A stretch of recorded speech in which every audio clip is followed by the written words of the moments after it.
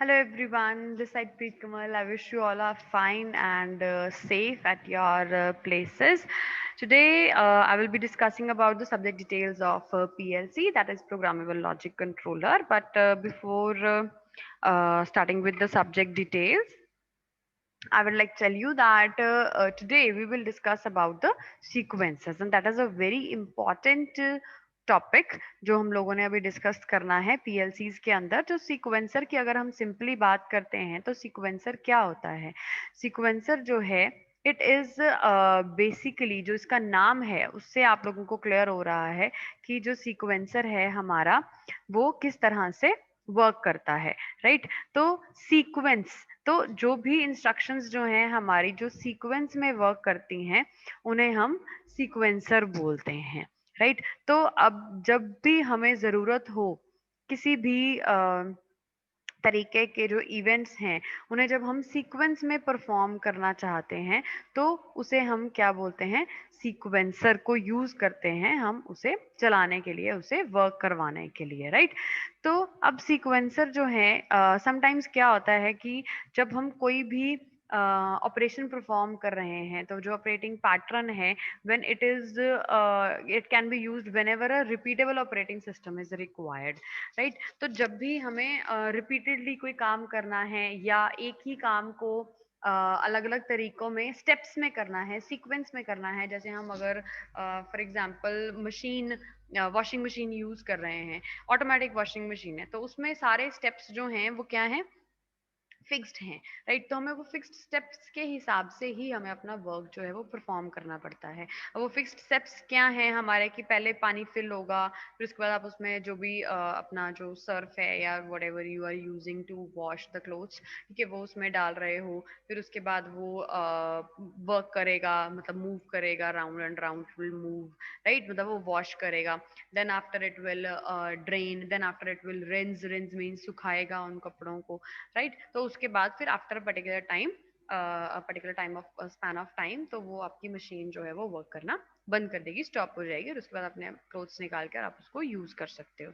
So this is like sequencer. तो अब अगर ये इवेंट सीक्वेंस में ना हो, पहले वो रिंस कर दे, बाद में वो ड्रेन कर दे, वो बाद में वो वॉश करना शुरू करे, तो दिस विल नॉट वर्क। आपकी वो वॉशिंग मशीन किसी काम की नहीं है अगर वो इस तरह से नहीं काम करती है, राइट? अगर वो पर्टिकुलर तरीके से नहीं काम करती है जिस तरीके से उसे काम करना चाहिए, तो उसका कोई भी बेनिफिट नहीं है। तो इसी तरह से जब कुछ मशीन कंट्रोल एप्लीकेशंस होती हैं तो उन्हें कुछ एक पर्टिकुलर सीक्वेंस चाहिए होता है with each step of the controller, तो उसको वो पर्टिकुलर सीक्वेंस में उनको वर्क करना होता है।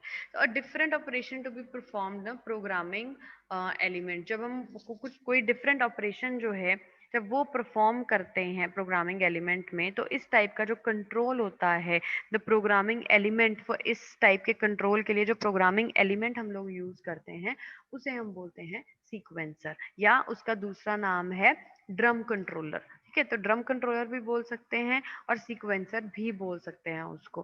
तो तो इस तरह से जब हम वॉशिंग मशीन की बात कर रहे हैं तो ऐसी बहुत सारी एग्जांपल्स हैं जिसके अंदर रिपीटेटिव और सीक्वेंशियल ऑपरेशंस जो हैं वो हमने परफॉर्म करने होते हैं, राइट? तो उसमें डिश वॉशर है, मटेरियल हैंडलिंग मैकेनिज्म्स हैं, मैकेनिकल प्रेसेस हैं, पैकेजिंग मशीन्स है, बहुत सारा कुछ जो है वो इसके अंदर होता है। तो इस तरह से मैकेनिकल सीक्वेंसर्स जो हैं वो अवेलेबल होते हैं हमारे पास। बहुत से सीक्वेंसर्स जो हैं वो वर्क करते हैं। तो डिफरेंट डिफरेंट सीक्वेंसर्स हैं। अगर हम टाइप्स ऑफ सीक्वेंसर्स की बात करें तो we are having two types of sequencers, ठीक है, that is time driven sequencers और इवेंट ड्रिवन सीक्वेंसर्स। अब टाइम ड्रिवन कैसा होता है कि जिसमें हर एक टास्क को परफॉर्म करने के लिए, सीक्वेंस में परफॉर्म करने के लिए एक टाइमर लगा दिया जाता है कि ये टास्क इतने टाइम के लिए परफॉर्म होगा, ये टास्क इतने टाइम के लिए, इन सीक्वेंस ये टोटल इतना टाइम लेंगे। जैसे हम एग्जांपल ली वॉशिंग मशीन की, तो that is a time driven sequencer जो उसमें हम लोग यूज कर रहे हैं, क्योंकि हमें पता है फिलिंग के लिए से इट इज टेकिंग से फॉर एग्जांपल 30 सेकेंड्स, और से 60 सेकेंड्स, और से 120 सेकेंड्स, और से 2 मिनट्स और 3 मिनट्स, लाइक दैट, राइट? फिर उसके बाद वॉशिंग के लिए इट इज टेकिंग से 60 मिनट्स टू 90 मिनट्स, जो भी आप वॉश टाइम उसका सिलेक्ट कर सकते हो। देन आफ्टर फिर उसके ड्रेन के लिए तो टाइमिंग सिलेक्ट करने की जरूरत नहीं है, राइट? राइट, कुछ पर्टिकुलर टाइम पीरियड के लिए में वो अपने आप ड्रेन हो जाएगा। है ना। फिर then after is your rinse, rinsing के लिए आपने कितना टाइम के लिए रखना है उसको, या कितने टाइम के लिए में वो रिंस हो जाएगा ऑटोमेटिकली। उसमें ऑप्शंस होती हैं हमारे पास, आप 20 मिनट्स के लिए या 10 मिनट्स के लिए या 15 मिनट्स के लिए आप रिंस करना चाहते हो। तो this is like time driven sequencers उसमें हम लोग यूज कर रहे हैं कि टाइम पीरियड फिक्स्ड है, उस फिक्स टाइम पीरियड के लिए आपका सीक्वेंस, उसी सीक्वेंस में आपका वो काम चलेगा। पहले एक काम होगा, फिर दूसरा काम दूसरे टाइम के लिए होगा, फिर नेक्स्ट टाइम के लिए तीसरा काम होगा, एंड देन आफ्टर आपका एक्शन जो है वो परफॉर्म हो जाएगा, फिनिश हो जाएगा। जो दूसरा टाइप का सीक्वेंसर है that is basically event driven sequencer, right. तो इवेंट ड्रिवन के अंदर क्या है कि अगर कोई event, certain event take place करेगा, अगर कोई इवेंट पर्टिकुलर होगा, तो आपका सीक्वेंसर जो है वो वर्क करेगा, अदरवाइज सीक्वेंसर वर्क नहीं करेगा। फॉर एग्जाम्पल कि आपने सीक्वेंसर को इस तरह से डिजाइन किया कि कब जब की प्रेस की जाएगी तो एलईडी चलेगा, अगर की नहीं प्रेस होगी तो एलईडी नहीं चलेगा। या एलईडी 1, एलईडी 2, एलईडी 3, एलईडी 4, ऐसे आपने 4 लगाए। तो जैसे की प्रेस की जाएगी उसके बाद पहले पहला चलेगा, फिर दूसरा, फिर तीसरा, फिर चौथा, फिर उसके बाद पहला, दूसरा, तीसरा, चौथा, मतलब समथिंग लाइक दैट। तो इस तरह से आप सीक्वेंसर में दो तरह के सीक्वेंसर जो है हम लोग यूज कर सकते हैं पीएलसीज के अंदर, टाइम ड्रिवन और इवेंट ड्रिवन सीक्वेंसर। तो अगर हम प्रोग्रामिंग की बात करते हैं, then how the programmed sequencer controls जो हैं ये किस तरह से वर्क कर रहे हैं। तो सीक्वेंसर में जो इंस्ट्रक्शंस हम लोग सिंपली जैसे पीएलसीज में यूज करते हैं, तो सिंपल इंस्ट्रक्शंस हैं, ऑन ऑफ ऑपरेशंस होते हैं, मल्टीपल डिस्क्रीट आउटपुट्स जो हैं वो हमारे पास हो सकती हैं, कंट्रोल्ड स्ट्रक्चर जो है वो हम इसमें यूज करते हैं। जनरली वन लेडर रंग जो है वो हम लोग इसमें यूज करते हैं। कॉन्टैक्ट कॉइल लेडर अरेंजमेंट जो है, कंट्रोल अरेंजमेंट्स जो है वो हम इसके अंदर यूज कर सकते हैं। इसको बहुत सारी मेमोरी वर्ड्स को सेव करने के लिए, right, typically the sequence programmer can do in 20 words that a standard program does in 100 words। तो मतलब अगर कोई ऐसा काम है, कोई ऐसा प्रोग्राम है जो जनरली 100 वर्ड्स में होता है, तो जो सीक्वेंसर प्रोग्राम है वो 20 वर्ड्स में उस चीज को परफॉर्म कर सकता है bye setting up a sequence of events. अगर उनको आप सेट कर दो तरीके से, राइट, तो वो प्रोग्रामिंग को ईजी भी बना देता है और फ्यूचर में इनके चेंजेस को भी ईजी बना देता है।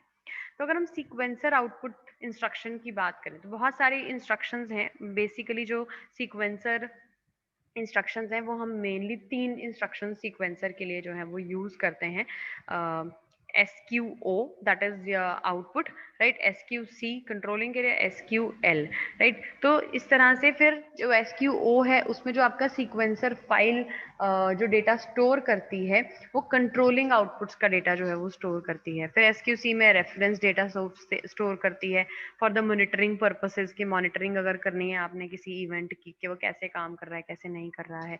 देन आफ्टर SQ और SQC फाइल्स को क्रिएट करने के लिए हम SQL इंस्ट्रक्शन जो है उसको यूज करते हैं। तो इस तरह से जो सीक्वेंसर आउटपुट SQO इंस्ट्रक्शन है वो कंट्रोल करने के लिए, आउटपुट डिवाइसेस को सीक्वेंशियल मैनर में कंट्रोल करने के लिए इसको यूज कर सकते हैं।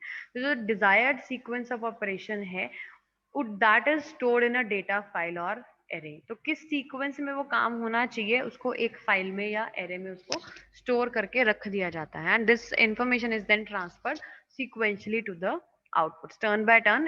इस को हम बार बार क्या करते हैं, उसको आउटपुट पे ट्रांसफर करते हैं।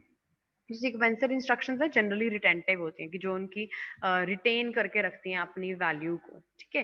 तो कुछ जो सीक्वेंसर इंस्ट्रक्शंस होती हैं उनकी कुछ अपर लिमिट होती है कि नंबर ऑफ एक्सटर्नल आउटपुट्स कितनी हो सकती हैं, and steps that can be operated on by a single instruction, कि कौन से स्टेप्स है जो सिर्फ सिंगल इंस्ट्रक्शन से वर्क करते हैं। तो इस तरह से कुछ उनकी लिमिटेशंस होती हैं।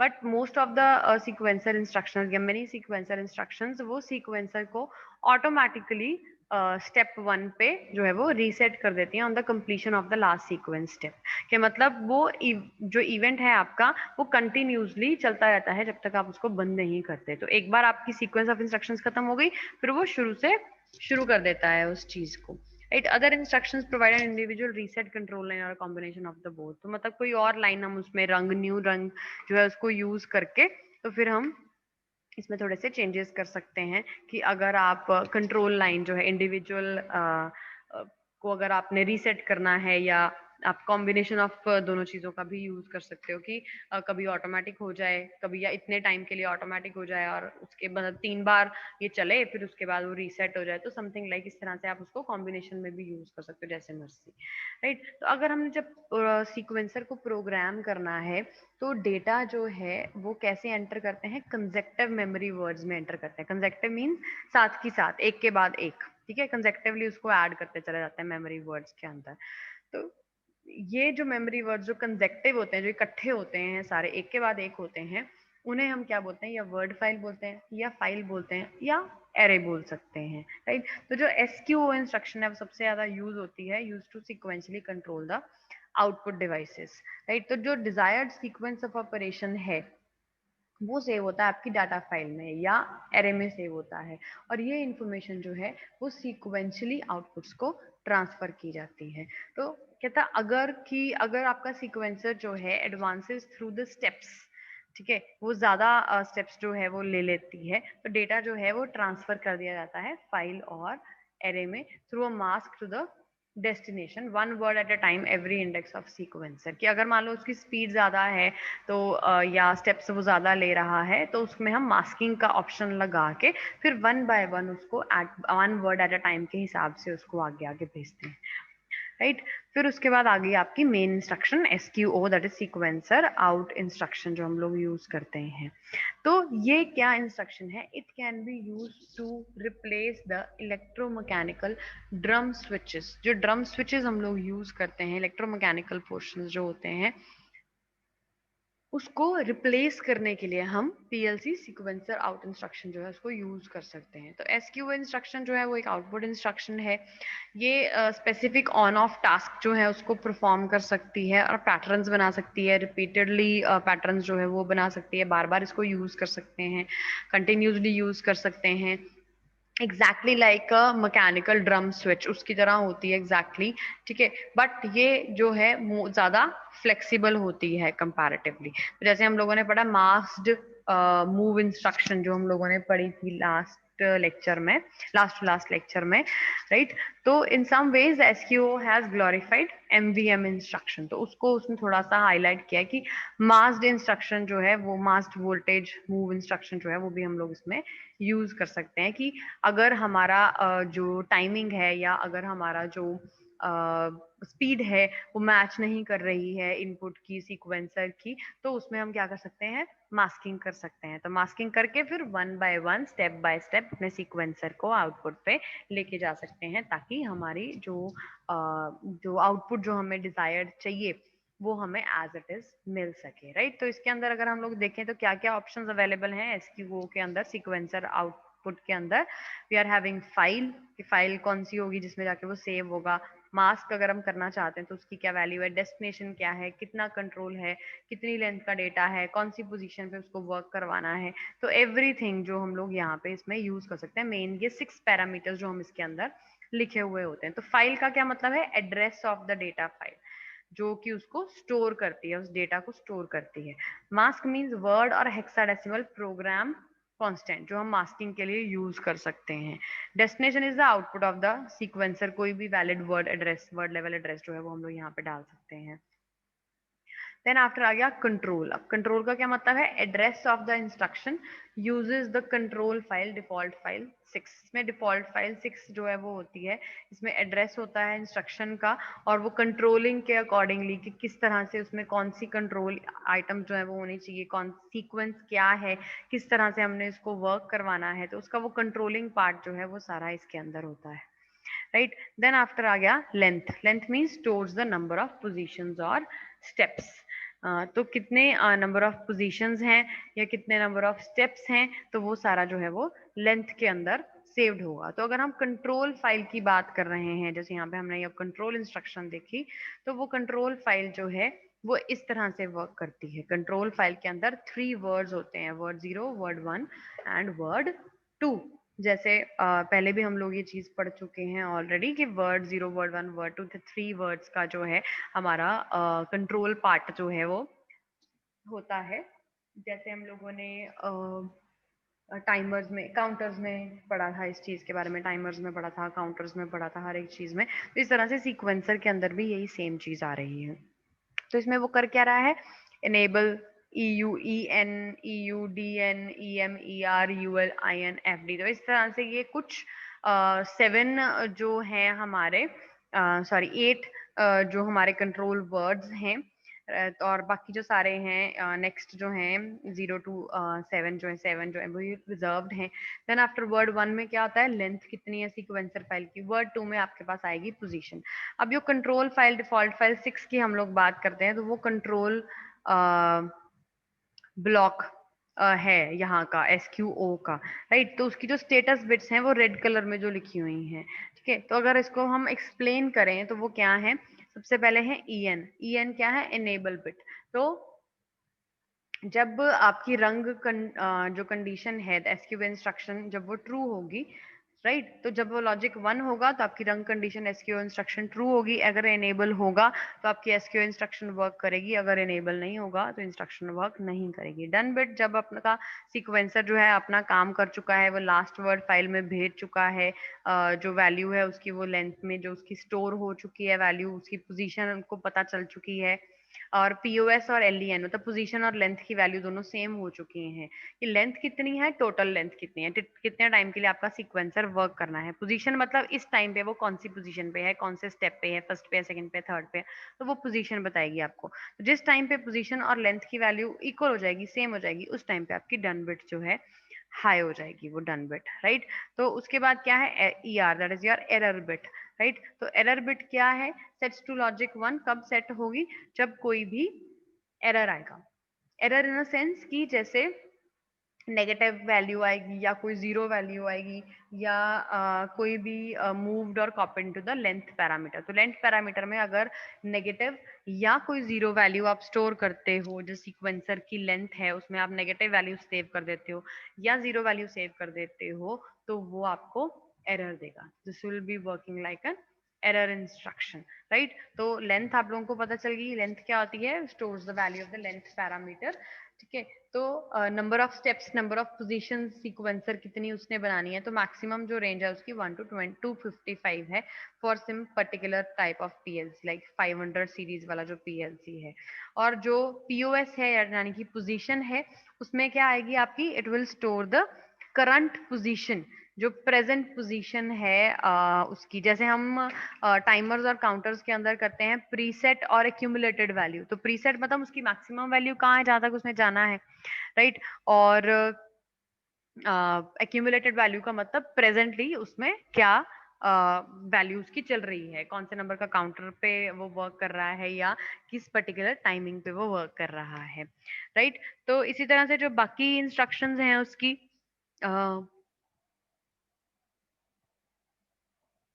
जैसे फाउंड बिट है, राइट, FD बिट जो यहाँ पे लिखी हुई थी। तो फाउंड बिट का क्या मतलब है, जब सारी जो ये जो फाउंड बिट है वो SQO की इंस्ट्रक्शन नहीं है, ये SQC की इंस्ट्रक्शन है, राइट। तो इसलिए हम लोग इसमें इसको डिस्कस नहीं करेंगे, हम SQC के टाइम पे इसको डिस्कस करेंगे। वैसे मैं बता देती हूँ कि इसका मतलब क्या है, कि जब सारी non masked bit of the source जो हैं वो मैच कर जाती हैं विद द कॉरस्पॉन्डिंग बिट्स, तो वो फाउंड बिट जो है वो सेट हो जाती है, FD बिट जो है वो सेट हो जाती है, कि हमारी जो नॉन मास्क सारा सोर्स है वो आपके रेफरेंस वर्ड के साथ मैच कर गया है, मतलब फाइंड कर लिए हैं हमने, बिट्स फाइंड कर लिए हैं, राइट।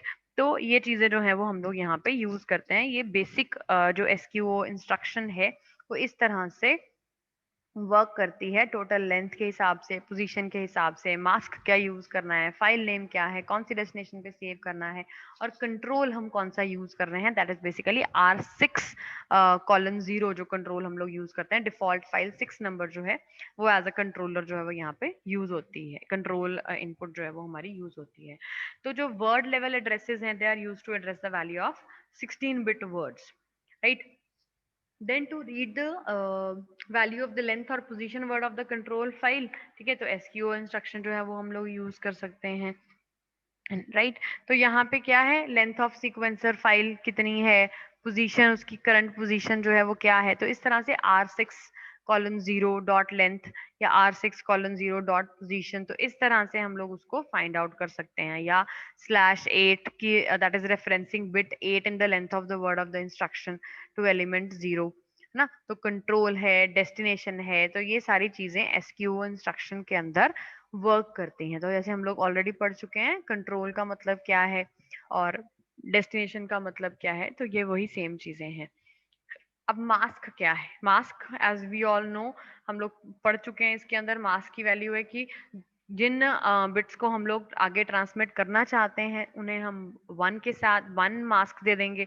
जिन बिट्स को हम आगे ट्रांसफर नहीं करना चाहते हैं उन्हें हम 0 मास्क दे देंगे। तो फिर उसके मास्क के अकॉर्डिंगली आपकी बिट्स जो है वो आगे ट्रांसफर होंगी।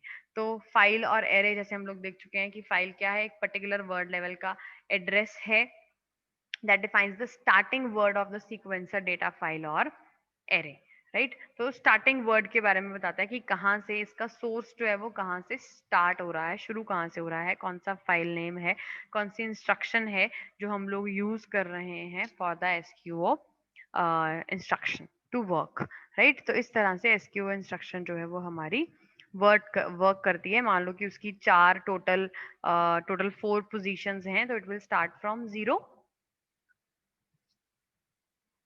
and then it will move to 4, right. तो लेंथ की वैल्यू जो है, द नंबर ऑफ वर्ड्स जो है वो लेंथ प्लस 1 होते हैं टोटल। तो मतलब अगर वो अप टू 4, अगर लेंथ की वैल्यू 4 है तो इसका मतलब क्या है कि आपके जो टोटल नंबर ऑफ वर्ड्स हैं, टोटल जो इंस्ट्रक्शंस आपकी वो फॉलो कर रहा है वो टोटल 5 होंगे, because it's will start from 0 position. तो length means it is going up to 4, so 0 to 4 means total 5 number of जो वर्ड्स हैं हमारे वो हम इसमें यूज करते हैं, राइट। तो इस तरह से हमारी लेंथ जो है, हमारी फाइल जो है वो वर्क करती है। पोजीशन है, it will work from 0 to से 5 या 0 टू से 4, जहाँ से भी वो वर्क कर रही है। तो position will start from step 0, then step 1 2 3, इस तरह से वो स्टार्ट होगी, राइट। तो सीक्वेंसर जो है वो वर्क कब करेंगे? When the instruction will go from false to true. तो जब तब वो फॉल्स टू ट्रू होगी, आपका जो क्लॉक सिग्नल है जब वो फॉल्स से ट्रू होगा तो आपकी एसक्यूओ इंस्ट्रक्शन का एनेबल जो है वो ऑन हो जाएगा। एंड देन आफ्टर आपका जो इंस्ट्रक्शंस हैं वो स्टार्ट होंगी और पीओएस की वैल्यू जो है वो 1 बाय 1 इंक्रीमेंट करना स्टार्ट कर देगी। एंड इट विल जो भी आपका डेटा है सीक्वेंसर का वो अपनी पोजीशन के हिसाब से अकॉर्डिंग टू द मास्क उससे पास ऑन होके फिर आपकी डेस्टिनेशन एड्रेस तक पहुंचेगा। और जैसे ही पीओएस की वैल्यू एलईएन के इक्वल हो जाएगी, आपकी डन बिट ऑन हो जाएगी। तो एसक्यूओ में जब डन बिट ऑन होगी तो फिर वो दोबारा तब वर्क करना स्टार्ट करेगा जब फिर दोबारा से उसकी जो क्लॉक सिग्नल की ट्रांजिशन है वो फॉल्स टू ट्रू होगी, तब वो एनेबल सिग्नल जो है उसको एक्टिवेट करेगा। तो इस तरह से आपका डेटा जो है वो पोजीशन नंबर 4 से इस तरह से वो वर्क कर रहा है या इट इज मूविंग। तो जो भी डाटा है, डेटा जो है आपका वो कोई भी उसमें वो नहीं हो सकता। उसमें कोई भी हार्ड एंड फास्ट रूल नहीं है कि ऐसा ही डाटा जो है वो आपका जाएगा। तो कोई भी डेटा जो है वो हो सकता है। तो अगर आप FFFF मास्क यूज कर रहे हो, that means you are transmitting all the data that is being contained in the file, ठीक है। तो अगर आप 0F यूज कर रहे हो तो half of the data you are sending, half of the data you are not sending, तो उसको मास्क कर रहे हैं। तो इस तरह से ये जो इंस्ट्रक्शंस ये हम लोग ऑलरेडी डिस्कस कर चुके हैं, टाइम ड्रिवन और इवेंट ड्रिवन इंस्ट्रक्शंस जो हैं इसके अंदर होती हैं। तो इस तरह से ये वर्क कर सकता है आपका सीक्वेंसर, राइट। तो अभी हमने बात की थी SQO इंस्ट्रक्शन की। Now we will talk about the SQC instruction, right. तो SQC जो इंस्ट्रक्शन है उसके अंदर भी हम लोग किस तरह से वर्क करते हैं, that is basically called as the sequencer compare instruction. जो SQC इंस्ट्रक्शन है वो हमारी बेसिकली सीक्वेंसर कंपेयर इंस्ट्रक्शन जो है उसकी हम बात करते हैं SQC में। तो जब भी रंग कंडीशन जो फॉल्स टू ट्रू जाती है तो SQC इंस्ट्रक्शन जो है वो अपनी पोजीशन पे आ जाती है एंड इट स्टार्ट्स वर्किंग। तो वो अपना काम जो है वो करना स्टार्ट कर देती है, राइट। तो उसके बाद हम लोग किस तरह से वर्क करते हैं SQC इंस्ट्रक्शन के अंदर, इट इज लाइक कि whenever the rung condition is true, जो data है it is stored in the step and it is compared with the input source word, right? उसके साथ वो जो है उसको हम comparison करते हैं. So this was all about the sequencer. What is a sequencer? What are the different types of sequencers, and how your sequencer out instruction is working, right? So in the next lecture, we will discuss about the sequencer control, that is SQC and SQL instructions जो हमारी रह गई हैं, sequencer compare और sequencer load instructions, that we will discuss in the next lecture. So till then, take care. Bye bye. Do like and comment on my video and go through it thoroughly. And if you will be having any doubts, we will be taking them in the live sessions. So till then, take care. Bye bye.